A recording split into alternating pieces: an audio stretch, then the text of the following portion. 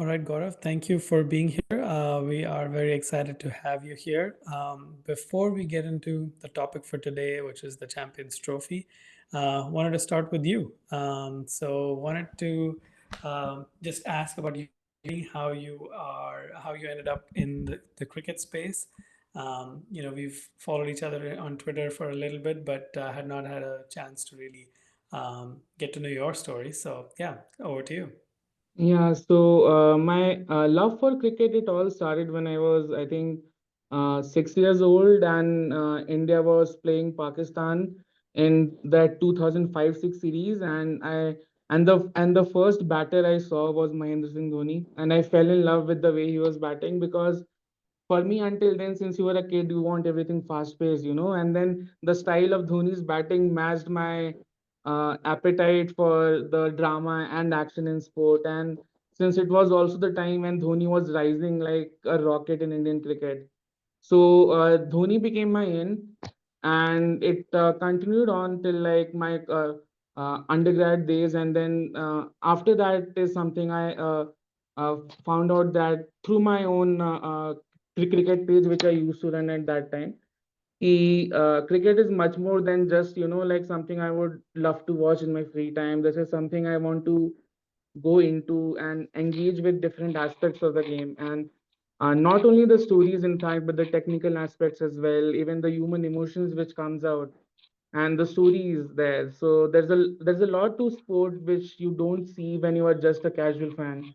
And once you try to be a part of that ecosystem, once you try to analyze things from a technical perspective, from a statistical perspective, that's where you actually find out the layers and the uh, and the complexity of the game there. So I think for me, my love for cricket, it started from Dhoni, and then like it grew a lot more. I think after he said bye bye in 2019 from international cricket at least. Yeah. That's a great story, and I feel like I can relate to that 100% because I also just was similar. I started playing cricket, watching cricket, and I thought I'll play for India one day. Obviously, that didn't happen, like thousands of other kids. Yeah. But as I started, writing blogs and having an online presence, I got exposed, particularly in the last 8 years or so, to a lot of really great people who really know about the sport, both from a statistical point of view, technical point of view.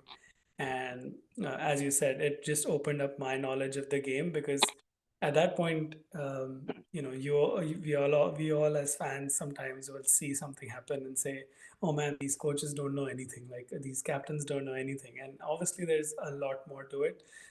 They obviously get things wrong, but the reasoning behind it, the stats behind it, all of them come from sound cricketing knowledge.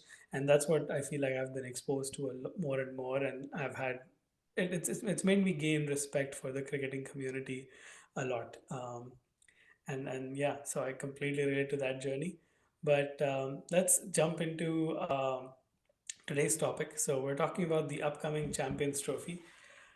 Now it's a weird time to have an ODI tournament because teams barely play ODIs these days. In fact, even just before this tournament, India and England were England were touring India, and in on that tour they played five T20s and three ODIs, which just did not make sense. Uh, on top of that, this is an only eight teams are part of this tournament. So, what are your thoughts about the relevance of the Champions Trophy, considering it's ODIs, the where they are, as well as the fact that it's happening after 8 years? I think Champions Trophy as a product from the International Cricket Council has not always been their biggest marquee product. I mean, that's always has been the ODI Cricket World Cup, and so even when it was happening, and even when ODI cricket was in ascendancy, and like there, and India used to play at least 15-20 games a year on a very regular basis. So even then, the Champions Trophy wasn't like your top tournament. So when India has played hardly 3 or 4 ODIs in the last 1 year or so, then you can understand ki like what's the interest or the hype for this tournament in the first place. And And as someone who's part of the cricket media business, I can easily see how some media outlets are preferring to cover the WPL instead of building up for the Champions Trophy. So that should tell you ki apart from the India Pakistan big game, like what do the other games and what do the other players think of the tournament, and the fact that so many players have like backed out from playing in this tournament. I mean, some injuries are there, of course, but the names like Star, Bumrah, like them not featuring also brings the hype of the tournament down a lot for me. And ODIs in general have been a format which have been squashed between, Test cricket and the shortest format. And so for me, the only reason Champions Trophy still exists is because the International Cricket Council needs to keep generating funds every year. And they have that big cash cow of the India Pakistan game to milk. So they wanted an a tournament where they can make an excuse for India to play Pakistan. That's why all the gymnastics right before the tournament to like give India an extra venue since they won't be traveling to Pakistan. So that's why they went that extra step and made sure that every team which India would play will have to travel to Dubai to play them, which is extra work for those teams in like right to start with. Yeah. And even then and the teams which are not in India group, they don't have to do that. So there's not an equivalence in the competitiveness or the challenge level of both the groups in to start with, I feel. And so Champions Trophy and its significance, I mean the height speaks for itself. Yeah. Yeah. I think you're right, and I do think like the World Cup still, generates so many eyeballs, so much excitement. Now, again, like if the ODI format continues to decline the way it is, and like it's not like ICC is putting in a lot of effort to make the tournament, like make ODIs more regular or anything like that. So there is a chance that in, I don't know, 15 years, maybe the ODI World Cup goes away as well. But until then, that will remain like cricket's key trophy. The World Chess Championship like is getting more popular, but it's still not at that level of the ODI World Cup. Um, so yeah, the Champions Trophy is a little bit of an oddball, and I think the other aspect you touched on is just the fact that the tournament will be held across Pakistan and Dubai. It just makes things really complicated from like planning a team, right? Because you're only allowed to take 15 people. Um, the conditions in Pakistan are generally supposed to be pretty flat. Dubai, I think there's not been a ton of ODI cricket being played in Dubai. Not even in Pakistan, to be fair, but in Dubai, even fewer games have been played. So, do you think that will also challenge teams because now they have to carry 15 people who can who can make a good combination across the two venues? And uh, and the point which you're mentioning is 100% valid because it's not only the fact that you have to account for two venues. Most of this team coming to this tournament, as we have already talked about, they haven't played a lot of these games. So for example, when England came to India, like just the three-match ODI series I'm talking about, one thing was very clear to me. They are having trouble to create that ODI tempo. They are going too hard, too quick. And I feel when I saw the Pakistan and the Kiwis and the South Africans clash in the Tri Series, like in Pakistan. So even then, it was very clear that teams are struggling with having that tempo of an ODI innings. And I'm not saying that you have to play it in a form which we used to play it in 2010s, where you go slow and then you accelerate, or even the England template from 2019 where they go all in until 40 overs, just because to use those 10 to 40 over period, and because there is an extra fielder inside. So I feel ki teams are thinking it off as 2.5 T20I innings. Yeah. So, and the way England was batting, it made very clear to me that there is a tempo issue for sure, and I don't think there are enough warm-up matches to start with to get those teams into that mold. So that's one. And the second part being is that since it might feel ki the pitches in Dubai would be kind of similar to the pitches in say Karachi for that matter, because Karachi is also slightly slower, while the Lahore pitch or the Pindi pitch is a bit flat and quick, you know.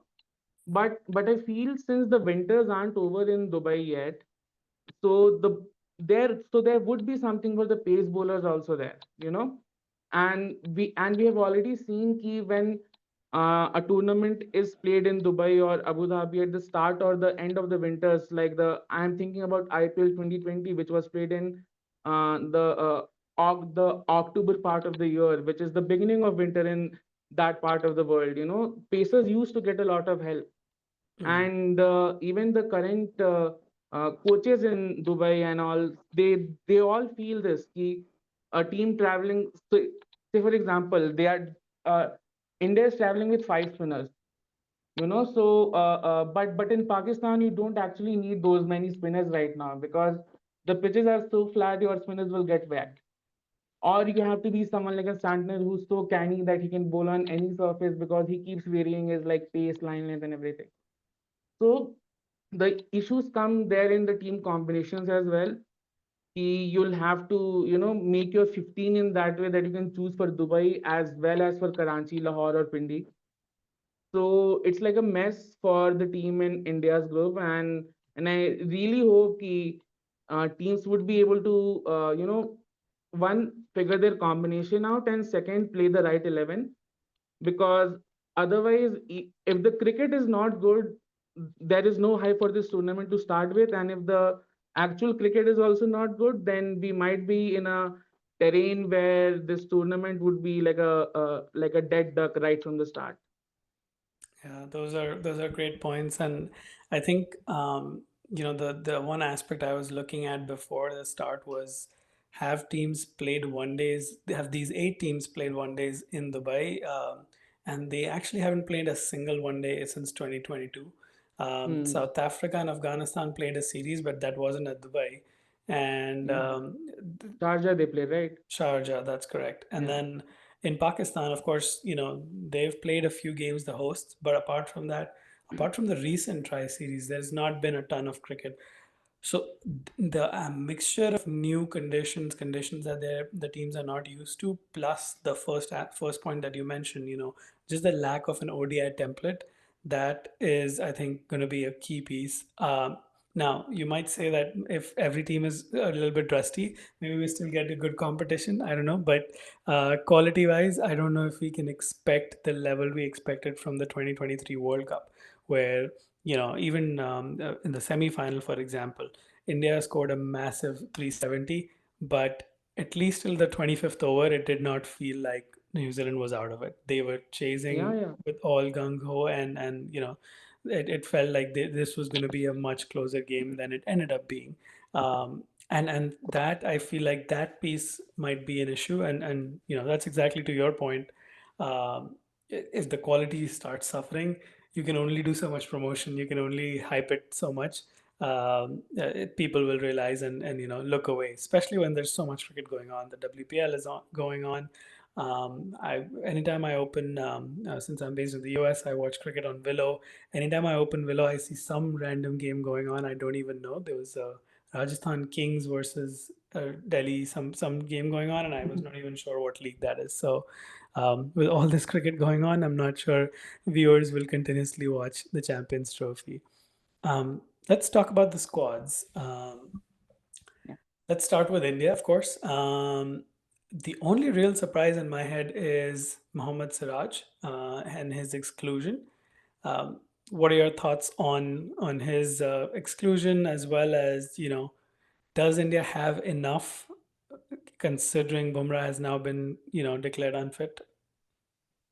Uh, if you ask my personal opinion, and I know that like many would not agree with me, especially after seeing Harshit Rana bowl against England, but I feel Harshit Rana is still like 6 months or 1 year away from being a Siraj level bowler. You know, and the fact that Rohit Sharma wasn't able to trust Siraj with the old ball, it should tell you that like the team wanted to have a very good first change bowler, right? And since Bumrah's fitness was always going to be dicey coming into the Champions Trophy, so they thought that like to sit out Siraj and give the chance to Rana. Now, personally, I feel with the amount of experience Siraj already has gained and the amount of heart he showed in the ODI World Cup, since he was bowling so well there and maybe a few errant spells here and there. Otherwise, it was like always what the team wanted from him, you know. Like he wasn't your Bumrah or Shami level bowler, but like he Yeah, wasn't very far away from them as well, you know. So I felt yes, he was very hard done by, but I still feel there is a lot of merit that Harshit Rana can offer you with his, you know, since the in the England series it was very clear his pace was right up 140 or above on like at least 60-70% of his balls were above 140, and since he knows how to change the pace, change the his grip also on the ball, use the angles very well, that's why he was able to get wickets also. So Harshit Rana, if he's used as a first change bowler, I can see him doing some good impact for India. So it's not like a very dud selection where like Rana won't be able to offer anything. I think he has a lot to offer. It's just that will his uh, the his capability of like banging it in and bowling it with pace, and is he able to do that throughout his 10 over spell in all the three league stage games that India would play? Because even if one game goes here and there, since it's a very short tournament, things can get dicey very quickly. So Rana will need to be accurate, and this is something he has struggled with, because even in the games he has gotten wickets against England, like I think he was leaking runs at 7, 8 or more runs per over, you know. So Rana has value, but then again, like he'll need to be at his best if India like want, like a second or third seamer in him. yeah, absolutely. And I think I really like Arshdeep. Arshdeep is obviously in the squad, Yeah, and he's great with the new ball. In T20s, he's played the role of a death bowler a lot of times with good success. So I would really want to back him, and I like that selection. But the other aspect is Shami is also he just played an ODI after 400 odd days, coming back from a long injury layoff. Um, I think the risk there is Shami's always had better figures bowling one change and compared to opening the bowling. And the other aspect is just because he's coming off such a big layoff, does that leave too much for just Arshdeep to manage the depth? So I yeah, think those are two aspects I feel India has weakened, obviously, with the absence of Siraj at the top, Bumrah at the end. And I think they're it's not that they don't have the bowling, like they still have really good spinners.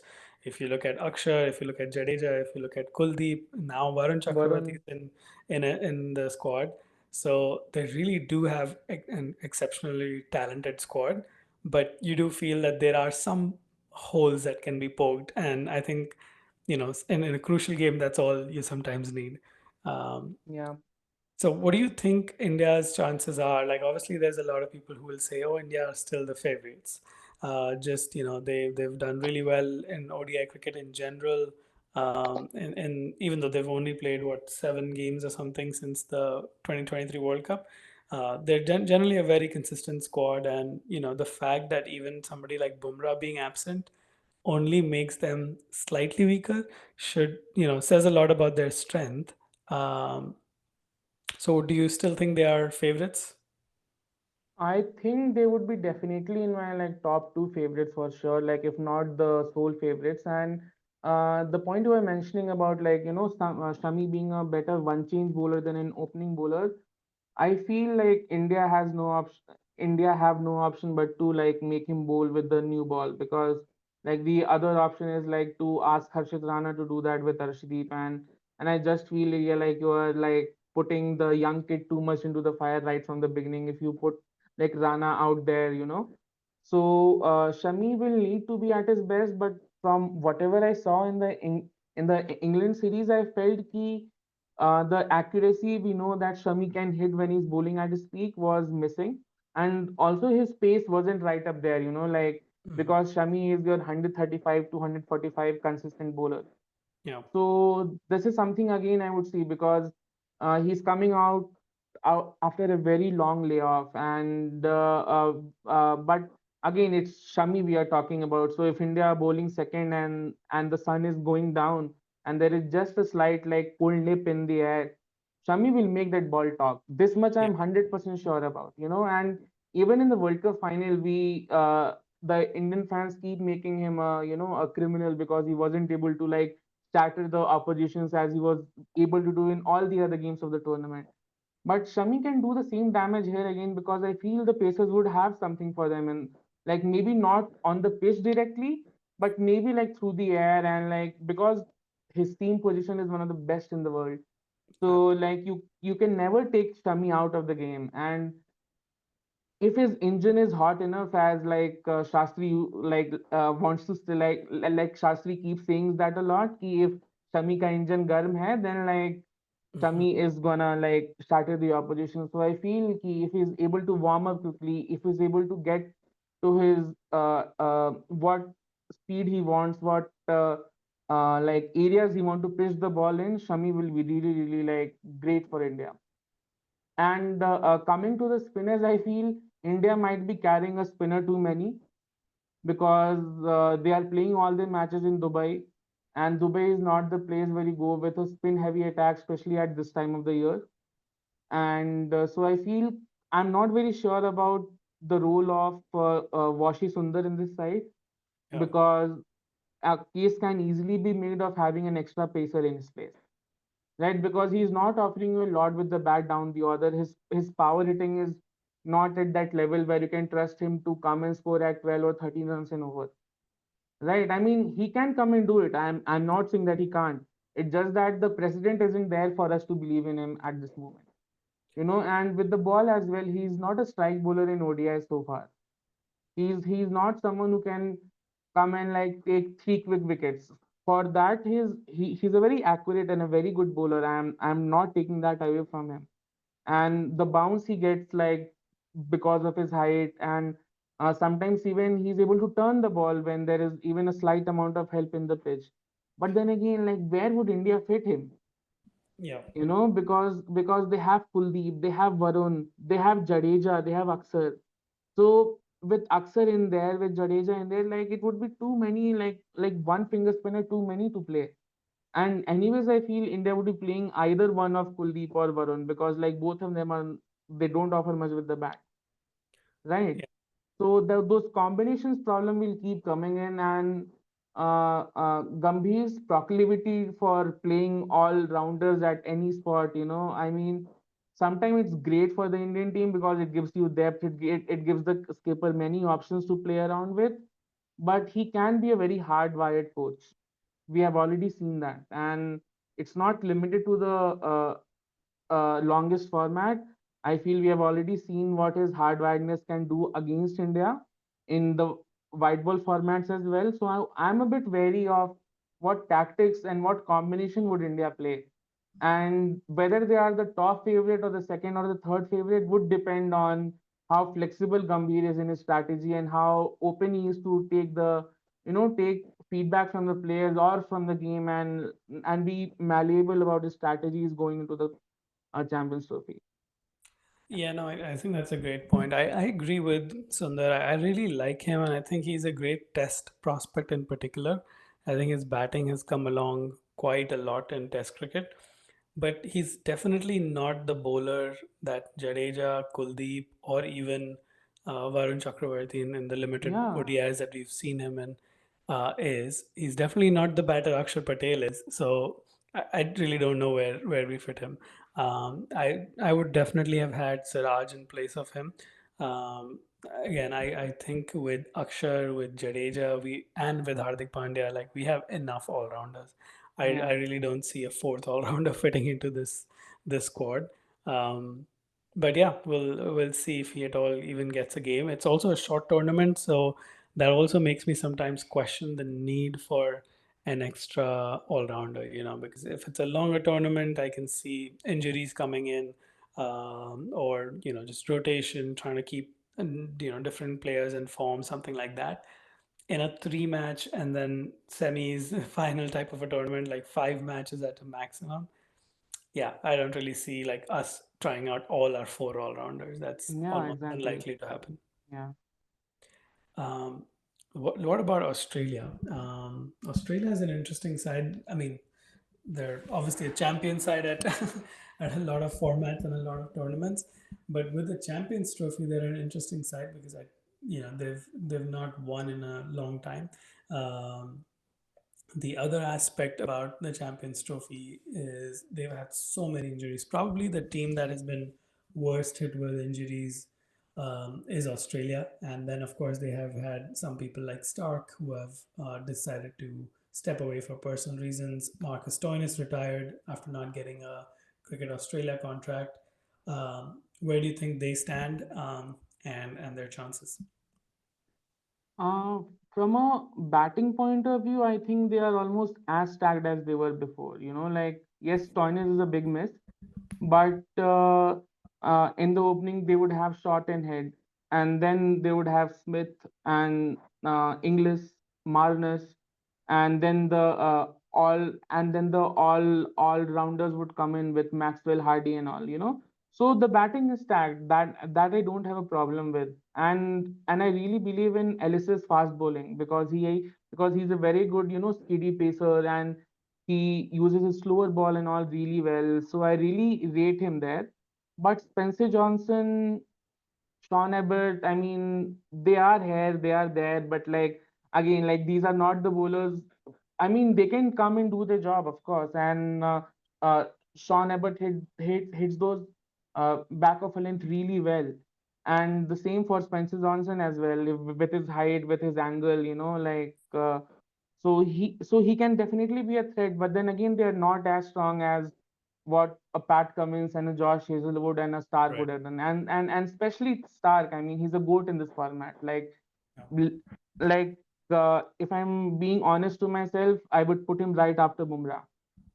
Like he's and he has shown in multiple World Cups what he's capable of. Like we don't need to talk about what Stark could bring to the table, but then again, and I had already talked about it. Him backing out of the tournament is not making a lot of sense to me because if you're not injured, and Alyssa Healy has already mentioned in a podcast, I am मतलब उसका नाम मैं भूल रहा हूँ, but she indicated it very evidently that it is to just like chill out and rest. Mm. So I mean, if Wow. a Okay. Did so not if know a that. yeah, and if Stark is not ready to play the Champions Trophy, and he'll definitely show up for the IPL like right after that.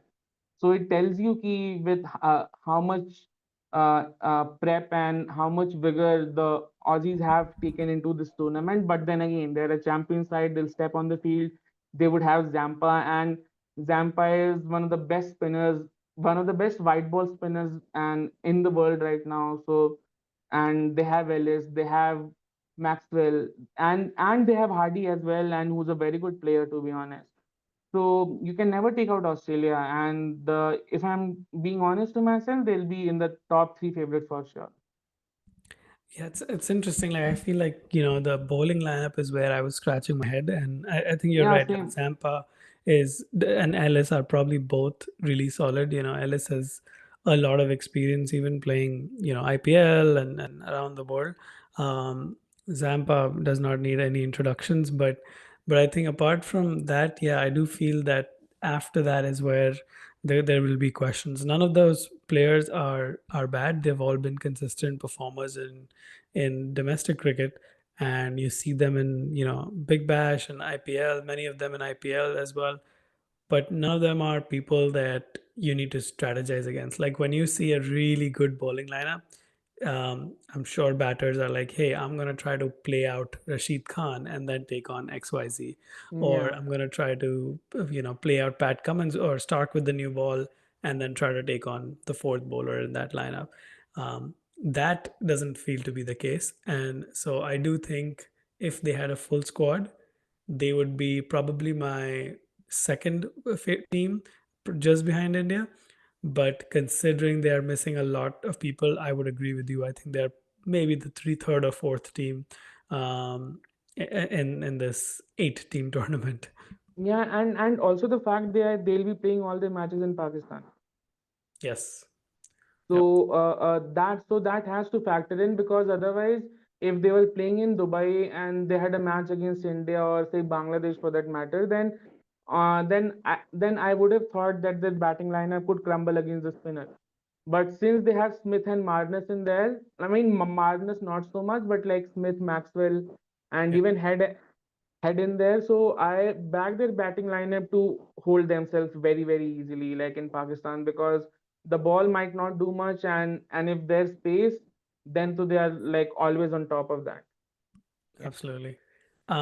Let's talk about England. Now, they have gone from a really great one day side to a really poor one in basically no time. Like it feels like just, a couple of years back when people used to say that, hey, England is the side to be. They're changing the way they're playing cricket and, attacking from ball one, all of that.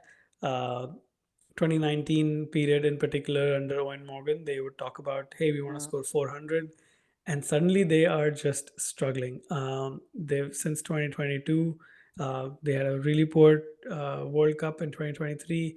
They've lost three other series. Of course, they have a few good players, but where do you think they're struggling the most? And do you see them making it to the semis? I think that we can talk about their cricket problems, but I feel England white ball setup has an existential problem at this moment. And by existential, I don't mean ki like they're a bad ODI side or a bad T20I side. It's just that their philosophy isn't clear to me. Ki what do you guys want to do? Do you guys want to bash ball the shit out of others? Because when you're doing that, it means there's a very thin line between being foolish and being brave. So, and that line sometimes is missing from the England's batting, like, and this has been a minus point for them for a very long time, since like 2022 only, I feel.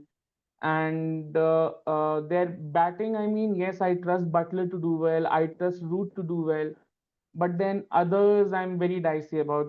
Salt came to India, we saw like how he bang bang out. I mean, like, guys, you can't play like that. Like, there are 50 overs, you have to play the 50 overs game. And I'm all in for going all out in the first 10. But after the first 10, when the fielders have gone out, take a step back. Bat at 6 to 7 runs per over. You don't need to go at 8 runs per over in an ODI game at all points.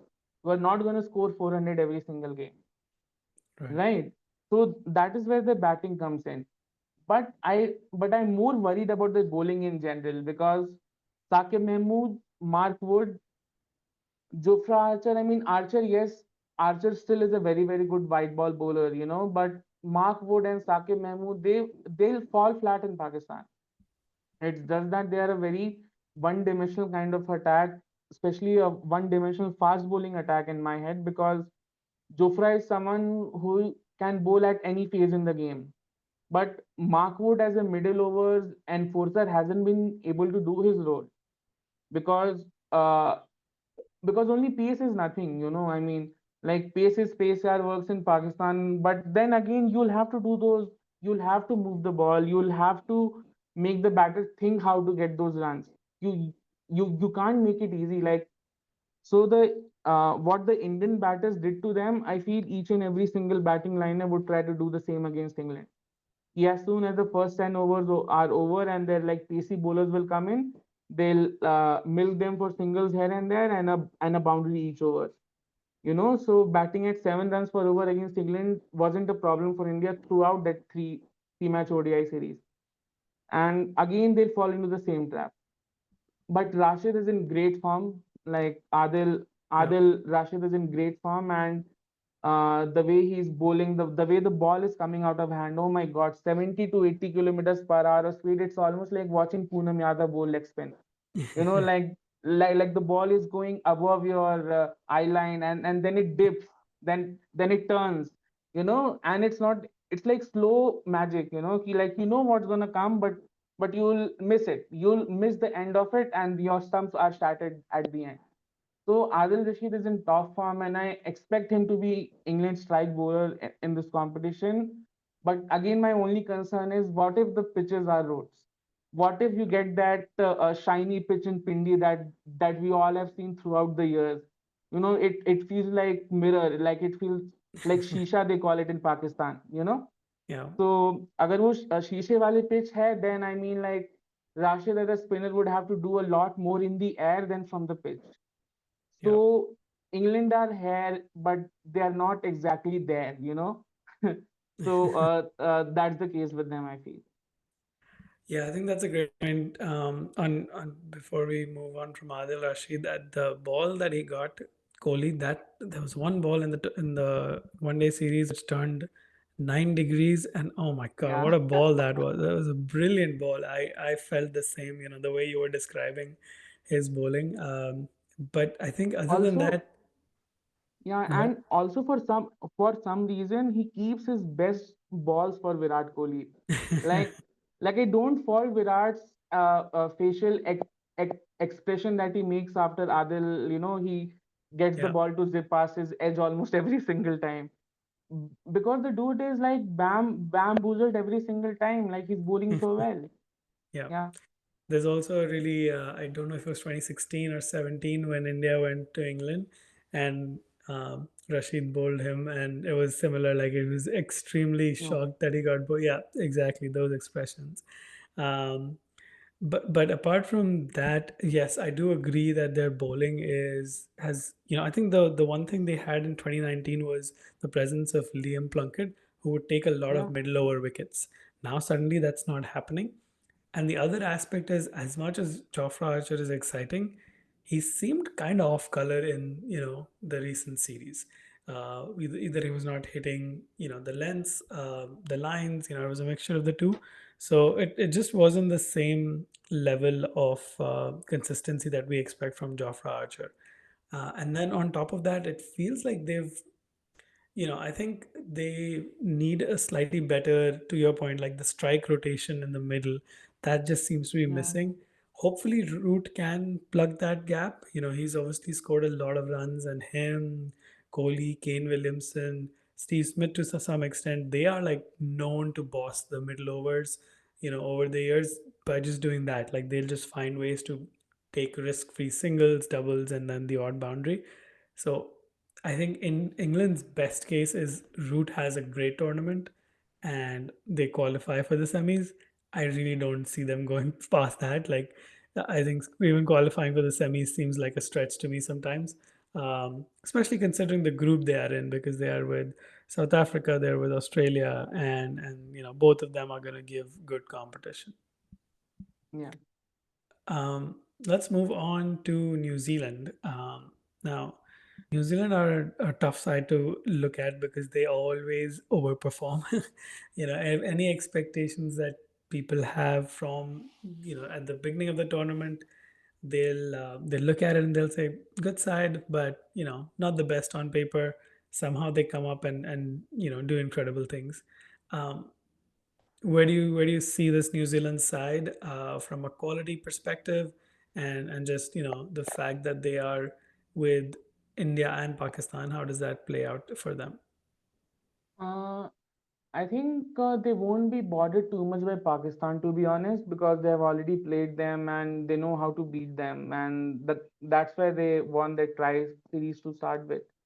For me, the problem might come in the batting, but then again, like you have Daryl Mitchell there, you have Kane Williamson there, and since they have played their tri series in Pakistan, so I expect them, to come in with the right tempo, with the right rhythm that you need for an ODI innings.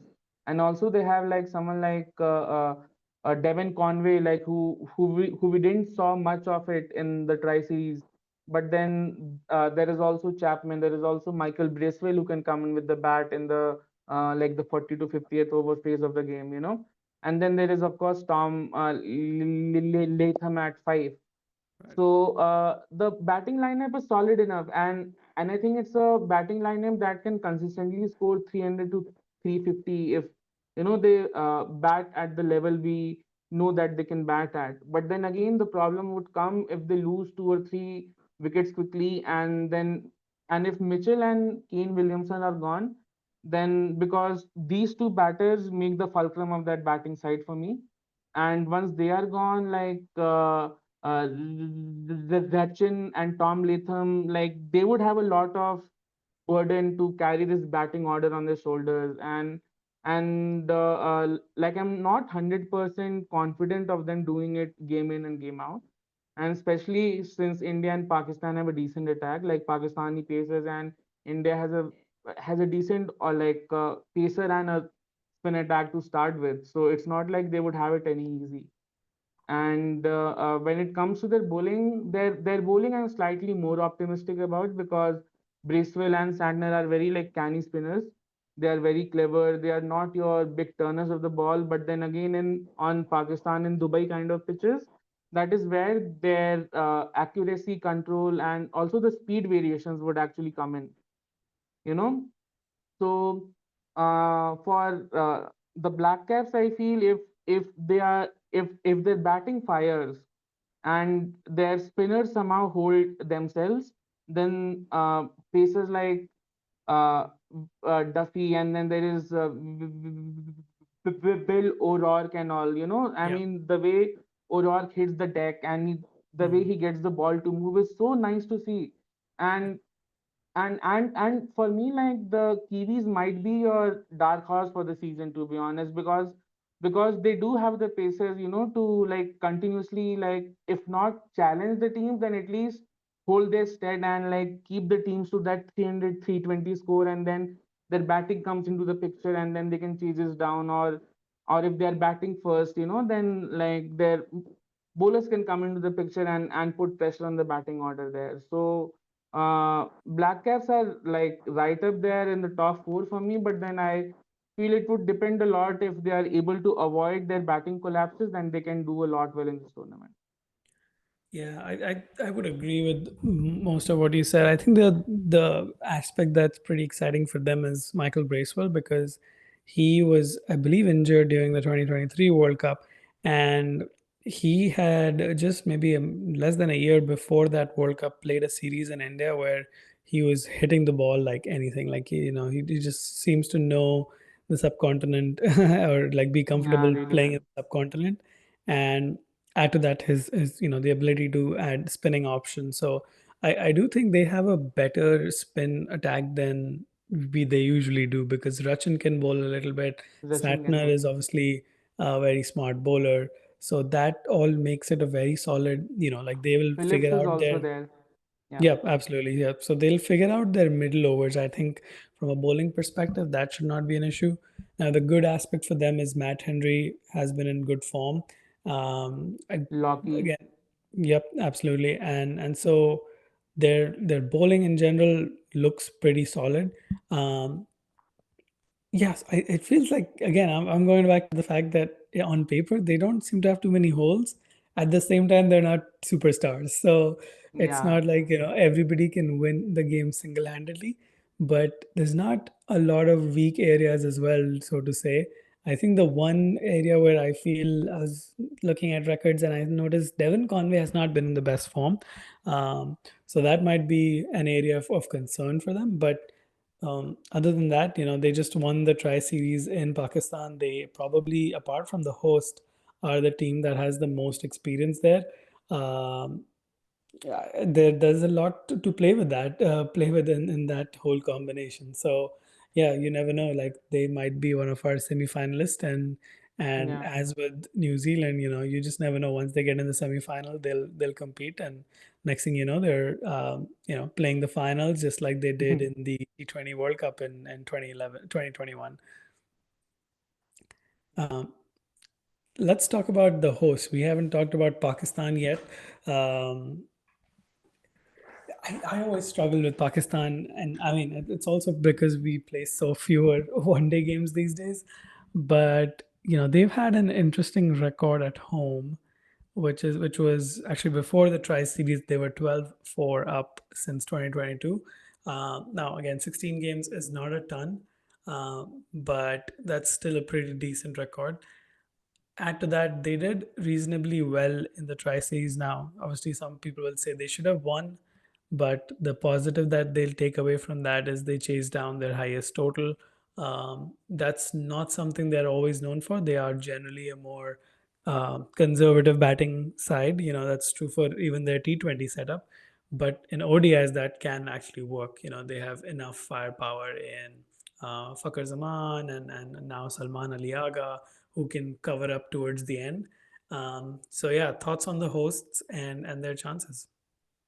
I think Pakistan have a lot of flux of energy coming to their side going to the Champions Trophy because they won away series in Australia and South Africa. So that's a big deal for any subcontinent nation. And since Pakistan hadn't done that a lot in the past, so it's definitely like a big confidence boost for them. And I mean, the Pakistan Cricket Board, they hyped those wins a lot. So it's definitely that it means a lot to them. And under their new captain with like Salman Ali Agha helping him, and the batting looks decent to me, but then again there are enough holes if you sit down and you want to poke at them, because yes, Fakhr's good and Fakhr can do really good, but then is Babar Azam in the best form of his life? There's a big question mark there. And again, like Babar is someone who can bat in the Kohli-esque fashion and score those hundreds like every 2 or 3 games. But then that is something we haven't seen from him in the last 2 or 3 or 4 years even you know. So Babar Azam would, if Babar performs well with the bat, Pakistan would do well with the bat, because the batters to come after him with Rizwan and Salman Agha and Saud Shakil. So I believe in these three a lot more than the top order, to be honest, because Fakar, if he gets going, then it's great. But if he gets out, then the team is in misery because then who would come and score those quick runs, Yeah, right? And their batting order isn't full of power hitters at anyways. right. So if teams are batting first against them, and since they don't have a very good spinner, like Abrar is decent, but Khushdil is very like below average like at the moment. Like you can't be a 6 runs per over bowler and not take a wicket.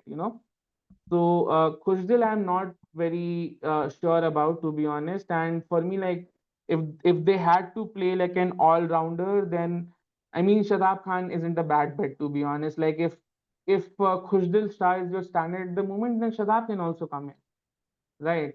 Yeah, So that, and if their paces are able to do well, because Haris, Hasnan, Shah, and then Shaheen Afridi. So if they are able to like pull up their socks and get those and be the strike bowlers that we know that they can be, and they were until that Asia Cup happened in Sri Lanka. So after that, their fall has been pretty rapid. So if the bowlers are able to hold the teams to that 260 to 320 score, then their batters will always come into the picture, because they have those batters who can bat at like a 85 to 100 kind of a strike rate and then keep the game right. going. Yeah, They might not have a Pandya or a Maxwell kind of a hitter, but they don't exactly need them to win a 300 game, like one yeah, or two boundaries like every couple of overs that can do the job for them. So Pakistan, for me, they are the that dark horses, because it's a very like a energy and a vibe driven team. So the vibe is currently going for them, you yeah, know but then again, like they are unpredictable as always. You don't know which kind of Pakistan would appear on the field, but then that unpredictability is also due to the holes in the squad. Like it's very fashionable to say that Pakistan are being Pakistan, but then there's a reason Pakistan are being Pakistan on such a regular basis, because they refuse to fill the holes in the squad, right? yeah, So again, like if they if they win their first game, and if somehow they win that India game, then I'll back Pakistan to like go all the way, because winning against India would motivate them like anything. yeah, And clearly it's a very evident fact. Like I stay in India, and for us, like for us as in the Indian fans, Pakistan isn't a team we would fuss over much, because we know yeah, we can like beat them easily. But then Yeah. again, like if Pakistan are able to do what they did in the 2017 final to India again, then I mean like their tournament would not only like skyrocket like their stocks in the tournament, but also the fact that their group gets together very fastly when they beat an Indian team, Yeah. so that 23 game would carry a lot of value for them. And Salman Ali Agha said today that like the Pakistan India game might be the biggest game in the tournament, but like that one win won't define their Champions Trophy as a whole. Like, and the fact that if they are not able to win the tournament when it's at their home, when they have played on these grounds all their life, then it would be a great opportunity lost. And that is what my exact assessment of their Champions Trophy, to be honest. Yeah. Yeah, I think that 2017 final is a great example because I feel like even then, the Indian team was probably the better team on paper. Yeah. Yeah. There's, despite of Fakhar Zaman's amazing innings and all of that, Mohammad Amir's bowling, all of that taken into consideration, Indian team was better. And yeah, even today, if they met, irrespective of conditions, if they met 10 times, you would expect India to win at least seven of those games. So what they will need to beat the best teams in the tournament is those outstanding one-off performances, and then like smaller contributions around them. And yeah, I think the other issue that I feel they have is from a Pacers perspective. Sure, Shaheen Shah Afridi, Naseem Shah are both spectacular, and they can get the new ball in particular, to move. But I think their spinner, yes, that's where their weak link is. Because yes, Abrar is a good spinner, but I don't even know if they consider him their number one ODI spinner. He plays, obviously, he used to play, I should say. Now it's a different spin duo that they have in Test cricket. But he was, for a while, he was consistent in Test cricket, and then now he's not even there anymore. So yeah, there definitely are enough holes in that where you can't completely back them.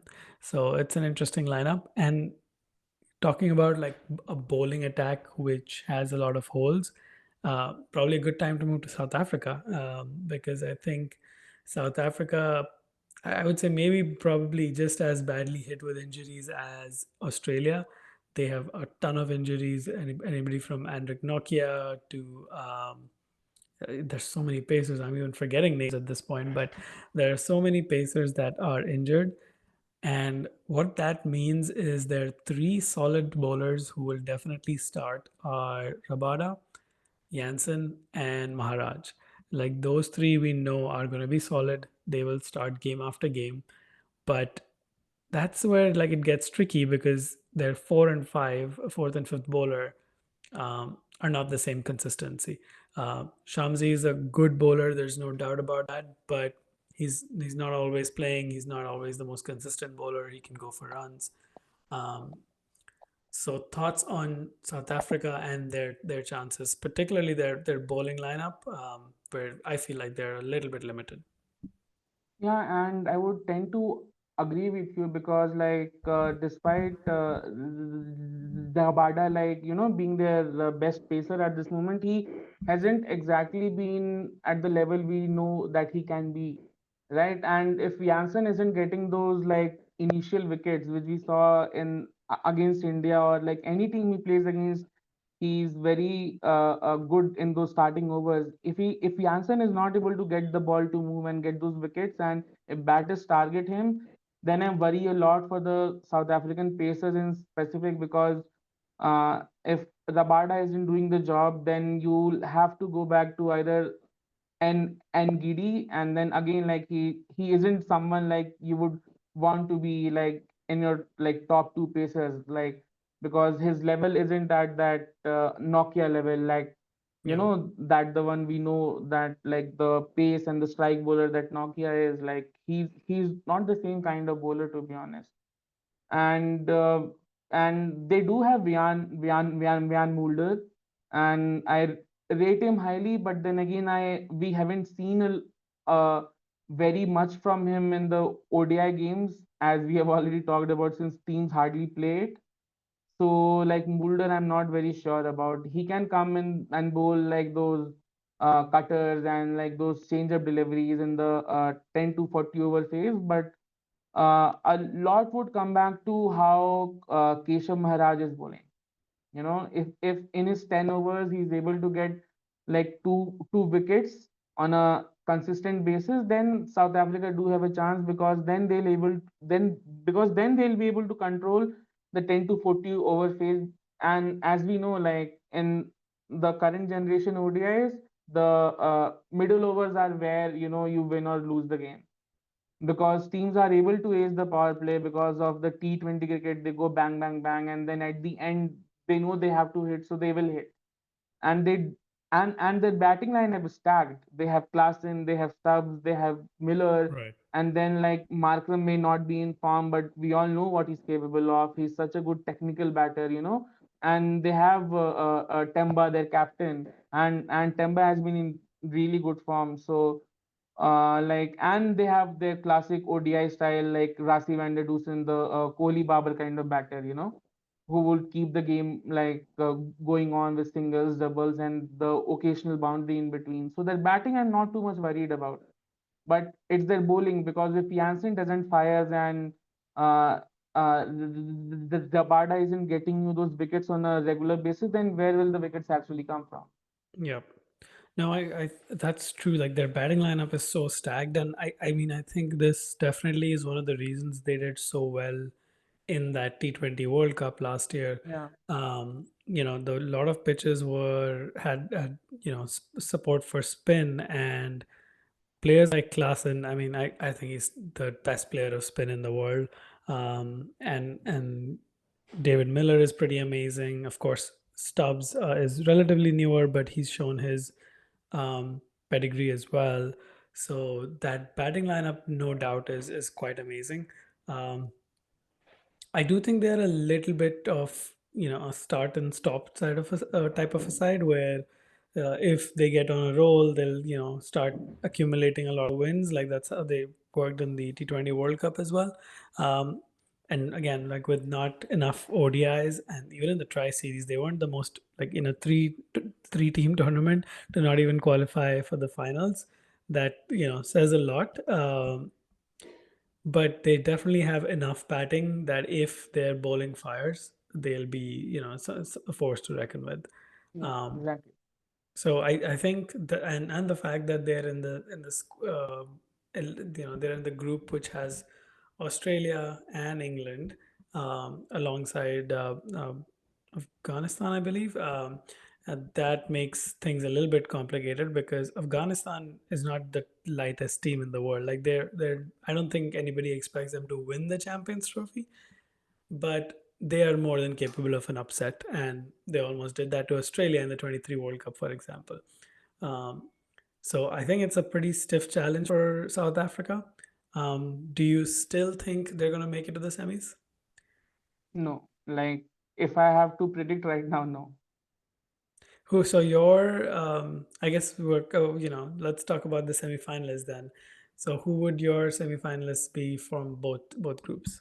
I think from the India group, it would be India and Pakistan, and from the Australia group, it would be Australia, and there would be a tough competition between, I think, Afghanistan and South Africa and England, because all these three teams have a lot of holes to cover, and it would all depend on the match situation, to be honest, and it's very hard to predict. So, Yeah. like, if I have to choose one, I would go with an option that's slightly closer to my heart, and I would love if they make it, Afghanistan. That it would be quite amazing, especially Yeah, considering the verge of like they had Australia 91 for 7 in the last yeah. ICC tournament and or last ICC one day tournament, I should say, and then from there not going on after playing so well. So Afghanistan was definitely a side that would be great to. Sorry. No worries. Yeah, That would be great to have with. But other than that, you know. I think I still feel South Africa have enough. Like I just think England, considering how they have been, I feel like, yeah, there's still a chance that South Africa will make it through. Um, we've only not really gone in deeper into Afghanistan and Bangladesh, so let's touch upon them as we wrap up. Um, I think everybody will agree that Bangladesh is number eight in this eight tournament, eight team tournament, just because of the way they're just not a great batting side. Like that's as simple as that. They've gotten a little better with their bowling, but they're just not performing. They've not improved their batting the way Afghanistan has, for example. Afghanistan on the other side, especially in subcontinent conditions, are a handful. They even beat, although it was a not a full strength South African side, but they beat them in UAE in a 1 day series. Um, and I think they have a strategy, at least. Like they have a lot of depth, so they bat a little bit more conservatively, but that strategy has generally worked for them. They rely heavily on their openers taking their time, and then try to launch off as much as possible. They're not the best in the depth, but nonetheless, that's how they get to good targets. So yeah, thoughts on both of those sides? I think I'll begin with Bangladesh first because I don't think I have a because you covered their batting, to be honest, very precisely. They don't have batters who can chase a target above 300 runs. Like, let's be Yeah. very frank about it, and it's the same candidates we have been seeing for almost a decade now, and they'll again, back the likes of Rahim and Shanto, and like Madullah and all to get those runs and come and do it after the 30th over mark. And to be honest, so if they are batting first, they need to score around 280 to like the 320 run mark, because they do have the pace bowling, and because there is Fizz, there is Nahid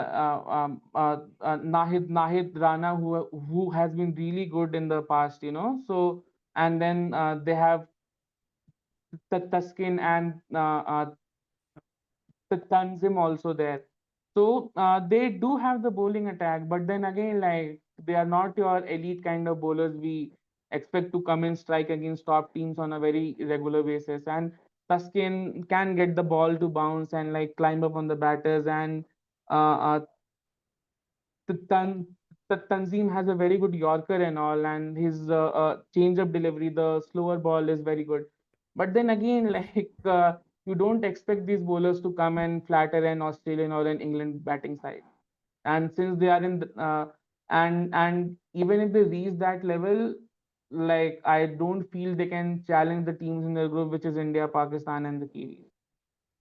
So like, I'm not very sure about that. So like, Bangladesh, here and there, if they do well, we are happy for them. If they don't do well, it's the same old Bangladesh, and like the same politics will start. Like, the Bangladesh cricket board will call a meeting, and then a review will start happening, and then the same story again. So Bangladesh, I think we all know where we are headed towards. And with Afghanistan, I would say their batting looked conservative when we had the 2023 ODI World Cup. They had a set template that they'll go slow, they'll go at a steady pace, they'll try to reach that 250 to 300 run area, and that's where their spinners would come in: Rashid, Noor, Mujib, Nabi.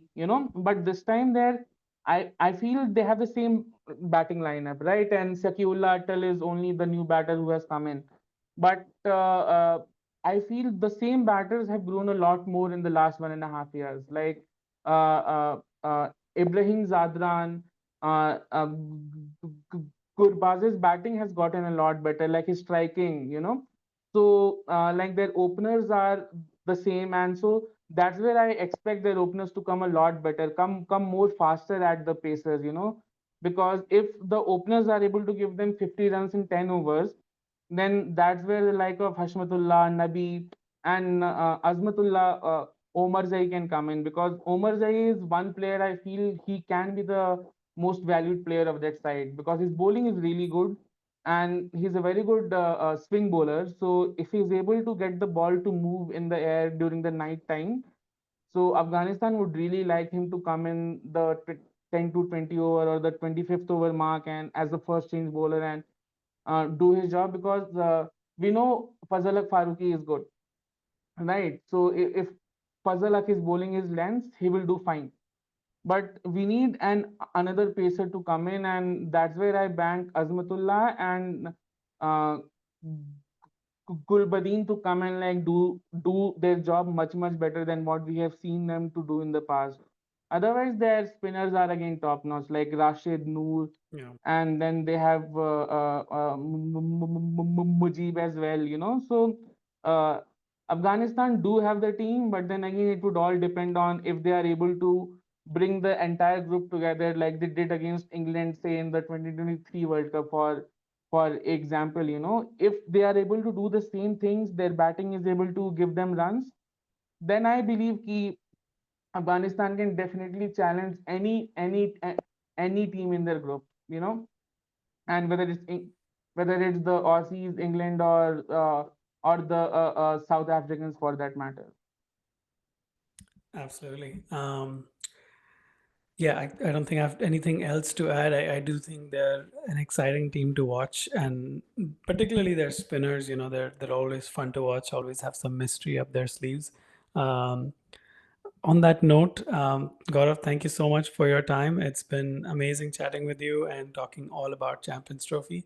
I hope your wish of Afghanistan qualifying does happen, because I think then we're going to have a fascinating Champions Trophy. It's not going to be one that we can sleep through. Thank you, But man. Thank you. yep, thanks a lot, and we hope you join us again. Same here, man. Same here. Thanks a lot, man.